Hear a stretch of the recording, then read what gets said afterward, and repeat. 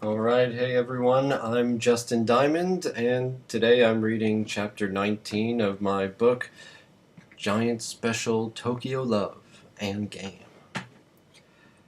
Chapter 19, hey. Somewhere among my WoW gaming and sleeping in the computer room, I got it in my head that my marriage was worth fighting for. That I should take the chance, put forth the effort to set it right. I knew what the problem was. It was an age-old problem. Time. Sora and I, we just didn't have any of it. Not together. Not quality time.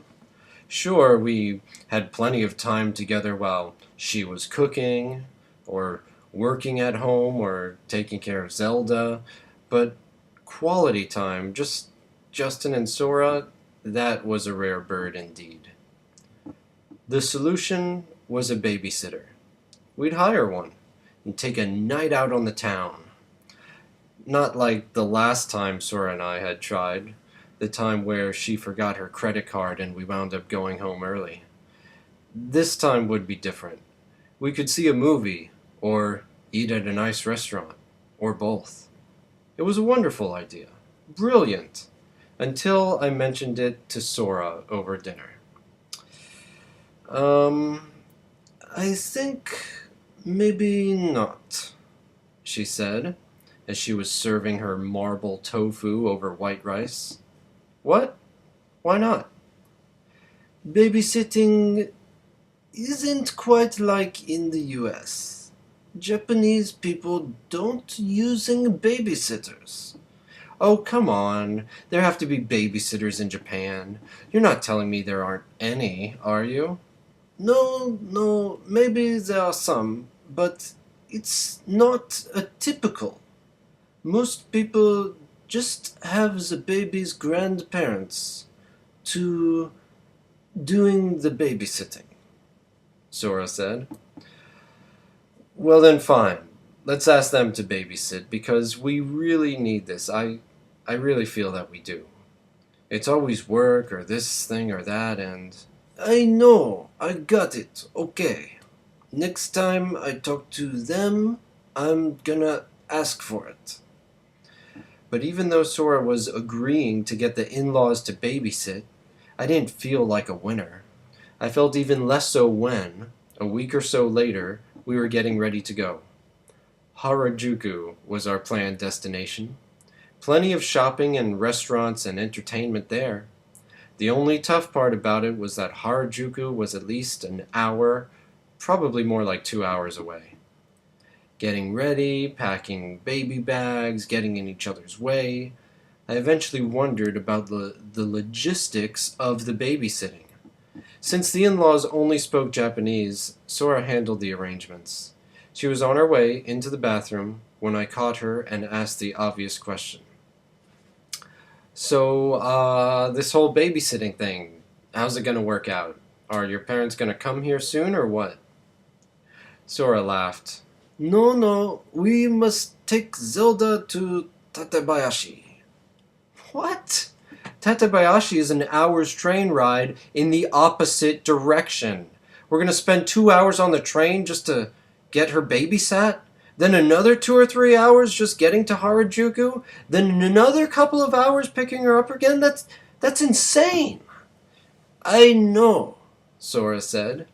She was gesturing with her hand, palm down, raising and lowering it as if she were patting some invisible child's head. But they are the babysitting, so we must take Zelda to them. How much time does that leave for us then? There's going to be plenty of time. Oh, this is ruined. Oh, this is a disaster. I can't believe you planned our going out day like this, I said, and walked away to sit at my computer desk. I was racking my mind about alternative things to do. No way I was going to take Zelda all the way to Tatabayashi just for a few hours babysitting. Sora came into the room, her kei-tai up to her ear, finishing the last pleasantries of a Japanese conversation. Okay, honey, she said. My parents are gonna come here.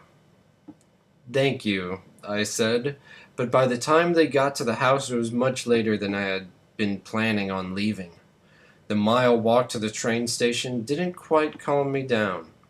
I was still angry about the whole ordeal until she took my hand. Her tiny hand always felt to me like a child's hand. It was so small.